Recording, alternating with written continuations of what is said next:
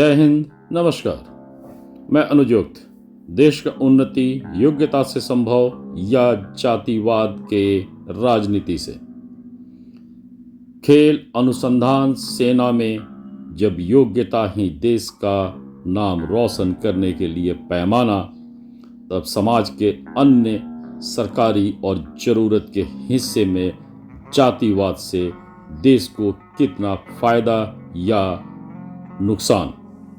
मेरे इस चैनल को लाइक, सब्सक्राइब और शेयर करें और इस विषय को पूरा सुने और ज़्यादा से ज़्यादा इसे आगे अग्रसित करें। मैं अपने महत्वपूर्ण बिंदुओं पर आता हूं।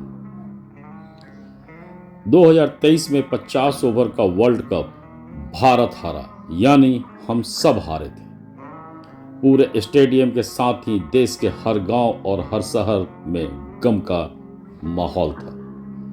किसी जाति में सिर्फ गम का माहौल नहीं था, पूरे देश में गम का माहौल था। 2024 में T20 का वर्ल्ड कप हम जीत गए और पूरे देश के हर गांव, हर शहर, हर गली, हर मोहल्ले में खुशी अभी तक अनवरत दौड़ रहा है।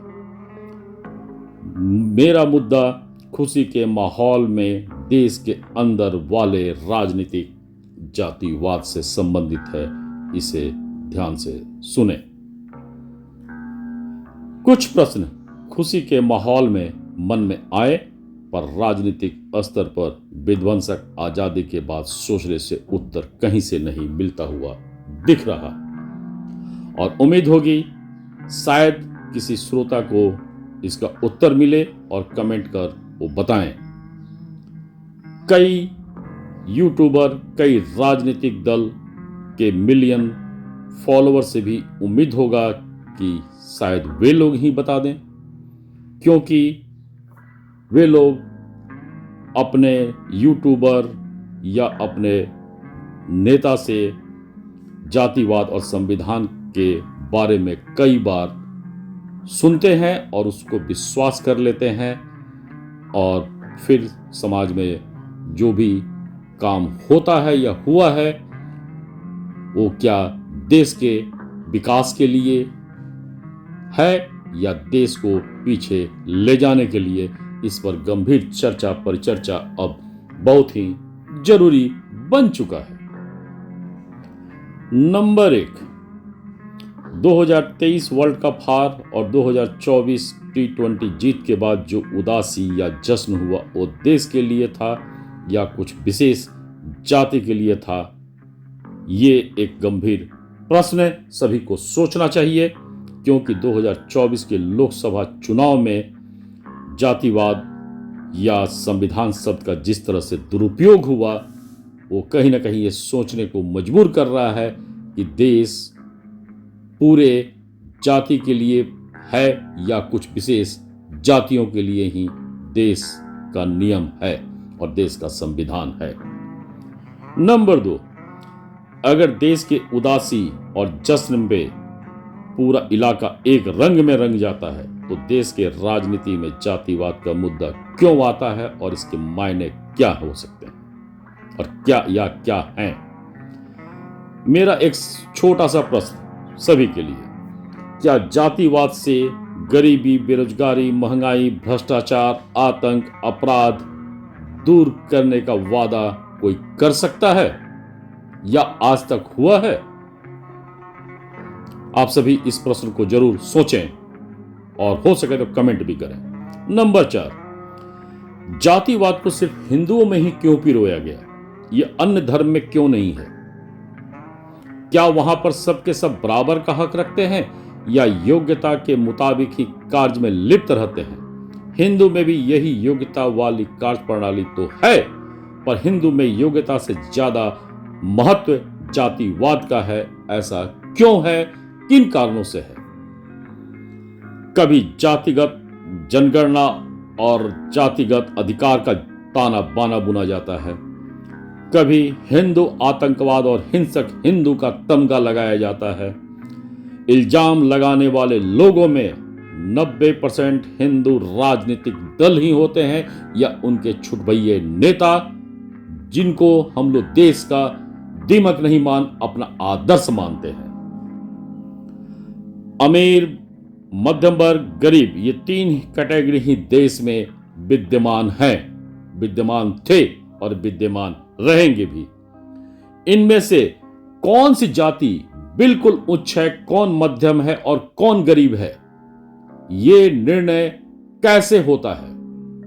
क्या जाति आधारित निर्णय उचित है या योग्यता आधारित यह निर्णय होना चाहिए था?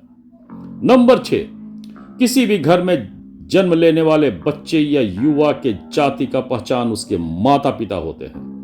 18 साल बाद सभी युवा वोटर बन जाते हैं और उनको लगभग सारे बालिग अधिकार मिल जाते हैं।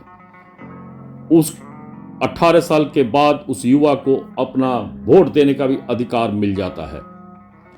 तो अगर यह पैमाना सही है तो क्या अगर वो युवा अगर 18 साल के बाद जाति चुनने का भी अगर मांग रखता है तो क्या उस युवा को मिलना चाहिए या नहीं? क्योंकि आज के युवा हताश हैं जातिवाद को लेकर और उनको भी 18 के बाद जब वोटर अधिकार मिल सकता है, जब अन्य बालिग अधिकार मिल सकता है, तो उनको जाति भी चुनने का अधिकार मिलना चाहिए अगर जाति ही सर्वश्रेष्ठ है तो। नंबर 7, जाति विशेषता के आधार पर खेल में, सेना में, अनुसंधान के क्षेत्र में जब कोई पोस्ट या पद नहीं है तो राजनीति में ये कैसे और क्यों अव्वल है? कार्यस्थल पर कार्य जाति आधारित होता है या विशेषता आधारित होता है? चाहे वो कोई कंपनी हो, चाहे आपका घर हो, चाहे वो कोई संस्था हो। हर राजनीतिक दल के साथ सभी सनातनी आदिवासियों से भी अनुरोध है कि गंदे राजनीति के कुचक्र को समझें, नहीं तो जातिवाद के चक्कर में सनातनी लोग कभी आतंकवाद का तमगा लेंगे, कभी हिंसक होने का तमगा लेंगे और अपने अस्तित्व को खतरे में डाल स्वार्थी राजनीति और परिवार को मस्त रखेंगे। जातिवाद के बदले गरीब पर ज्यादा फोकस हो, गरीब के मुफ्त शिक्षा और चिकित्सा पर ज्यादा फोकस हो।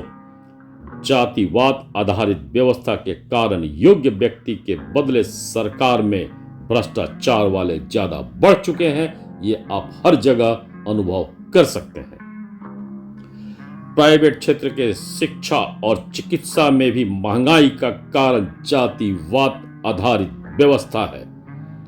इसको किसी भी वक्त मैं प्रूफ कर सकता हूं, किसी भी मंच पर। सरकारी हॉस्पिटल में अव्यवस्था का सबसे बड़ा कारण जातिवाद का नौकरी है। सरकारी स्कूल में अयोग्य शिक्षकों का सबसे बड़ा कारण जातिवाद नौकरी है। देश को योग्य शिक्षक, योग्य चिकित्सक, योग्य प्रशासनिक अधिकारी, योग्य सरकारी कर्मचारी चाहिए।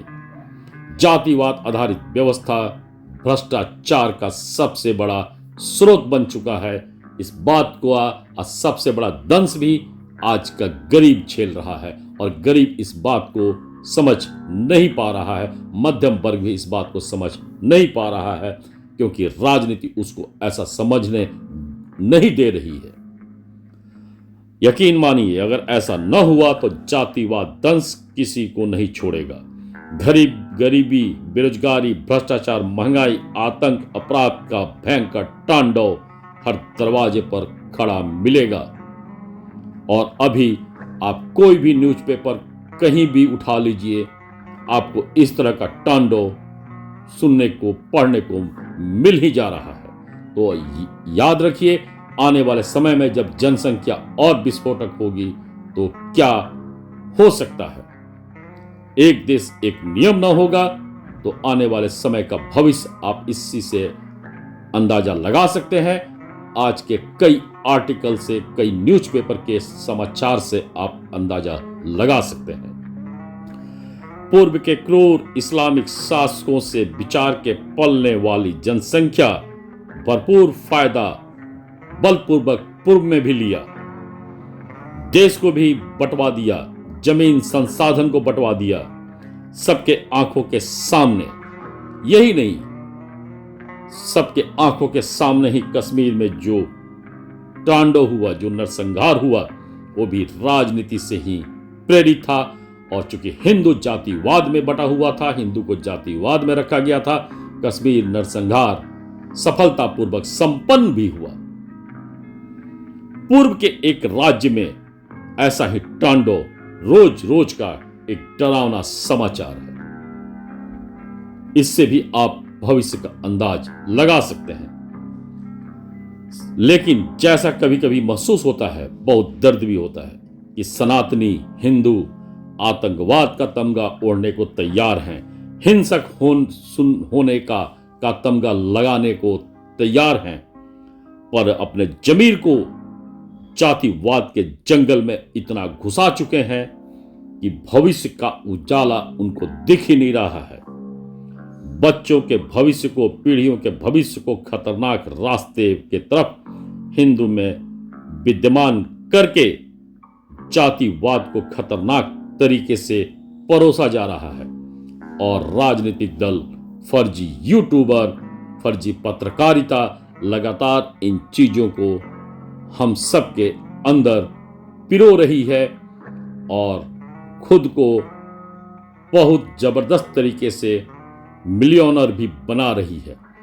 गरीब मध्यम वर्ग इसमें लगातार पिसते जा रहा है और आने वाले वक्त में इसका और भी भयावह रूप देखने को मिल सकता है। आपका अपना वजूद, हिंदू का अपना वजूद भी बिल्कुल खतरे में दिख सकता है। मैं ऐसा नहीं डरा रहा हूं, ना बोल रहा हूं कि हिंदू का अस्तित्व खतरे में है। मैं ये बोल रहा हूं कि अगर हिंदू जातिवाद में बटा रहा तो जाति का अस्तित्व खतरे में पड़ सकता है, हिंदू का नहीं। कोई भी जाति अपने आप को अगर ये समझती है कि हम जातिवाद के आधार पर अपने देश में, अपने ही समाज में, अपने राज्य में, अपने घर में सुरक्षित रह पाएंगे, तो ये आपकी सबसे बड़ी भूल है। एक देशवासी होने के नाते, एक सनातनी होने के नाते, एक हिंदू होने के नाते आप एक मजबूत देश का नींव बनवा सकते हैं और तभी आप सुरक्षित रह सकते हैं। जाति के आधार पर सुरक्षा अब बिल्कुल असंभव है। इस बात को आप ध्यानपूर्वक सोचें और समझें। धन्यवाद।